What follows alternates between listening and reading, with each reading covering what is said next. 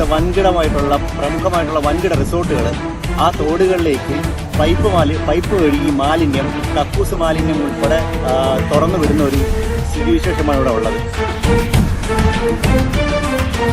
ലോകത്തെമ്പാടുമുള്ള വിനോദസഞ്ചാരികളും അതുപോലെ തന്നെ തീർത്ഥാടകരും എത്തിച്ചേരുന്ന ഈ സ്ഥലത്ത് ഇങ്ങനെ വളരെ ഗുരുതരമായിട്ട് ഈ മാലിന്യങ്ങൾ തുറന്നു വിടുന്നത് കാരണം ഇത് സംബന്ധിച്ച് പകർച്ചവ്യാധികളും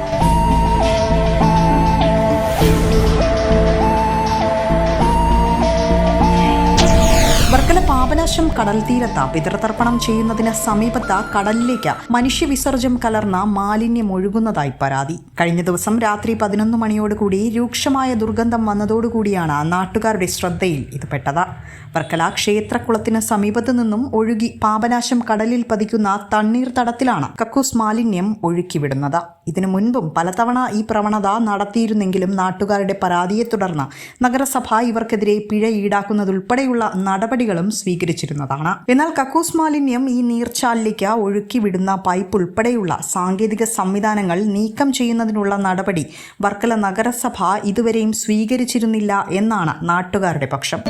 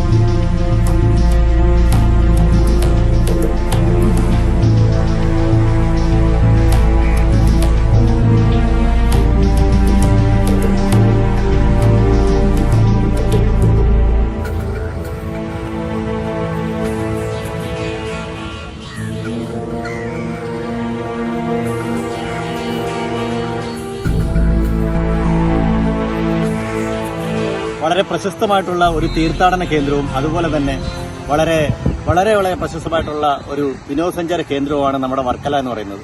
അപ്പോൾ ഈ വർക്കലയിൽ വർക്കല ക്ഷേത്രക്കുളത്തിൽ നിന്ന് വരുന്ന ആ ജലം ഒരു തോട് വഴി വർക്കല പാവനാശത്തേക്ക് ഈ കടലിലേക്ക് എത്തിച്ചേരുകയാണ് ചെയ്യുന്നത്. അപ്പോൾ ഈ കടലിലേക്ക് വരുന്ന ഈ തോടുകളിൽ ഇവിടുത്തെ പ്രമുഖമായിട്ടുള്ള വൻകിട റിസോർട്ടുകൾ ആ തോടുകളിലേക്ക് പൈപ്പ് വഴി ഈ മാലിന്യം, കക്കൂസ് മാലിന്യം ഉൾപ്പെടെ തുറന്നു വിടുന്ന ഒരു സ്ഥിതിവിശേഷമാണ് ഇവിടെ ഉള്ളത്.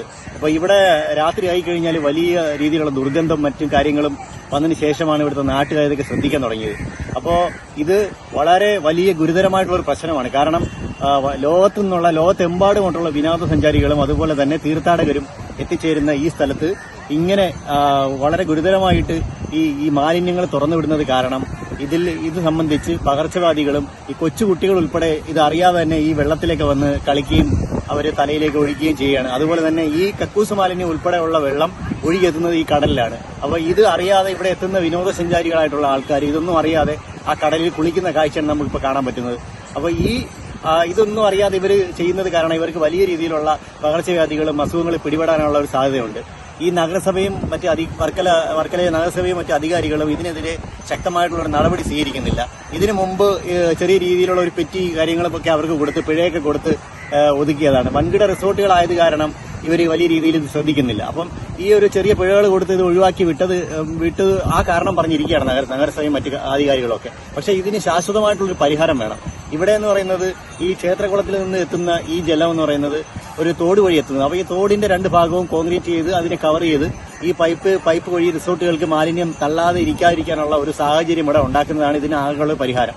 അപ്പോൾ ഇതൊന്നും ചെയ്യാതെ വളരെ ഉദാസീനമായിട്ടാണ് ഇവിടുത്തെ മുനിസിപ്പാലിറ്റി അധികാരികൾ മുന്നോട്ട് പോയിക്കൊണ്ടിരിക്കുന്നത്. അപ്പോൾ ഈ ജനങ്ങളുടെ ആശങ്ക വളരെ ശക്തമായിട്ട് ഇവിടെ നിലനിൽക്കുന്നുണ്ട്.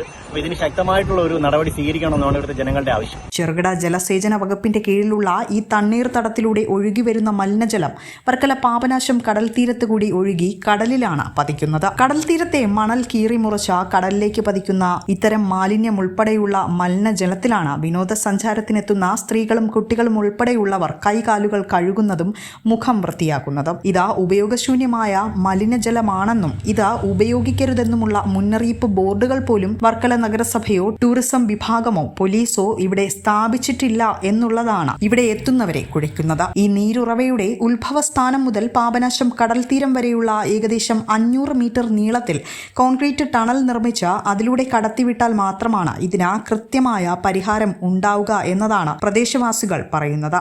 ഇല്ലാത്ത പക്ഷം പുണ്യതീർത്ഥമായി കണ്ട ജനങ്ങൾ ഉപയോഗിക്കുന്ന ജലം പകർച്ചവ്യാധി പരത്തുമെന്ന ആശങ്കയും ഉയരുന്നുണ്ട്. വിസ്മയ ന്യൂസ് വർക്കല.